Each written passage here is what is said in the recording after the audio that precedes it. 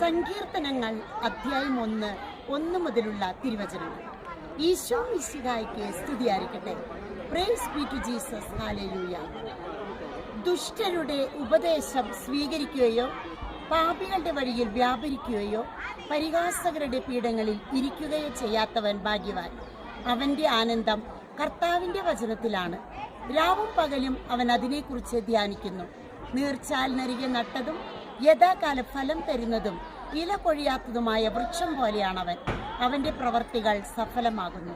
എന്നാൽ ദുഷ്ടർ അങ്ങനെയല്ല, അവർ കാറ്റ് പരത്തുന്ന പതിരു പോലെയാകുന്നു.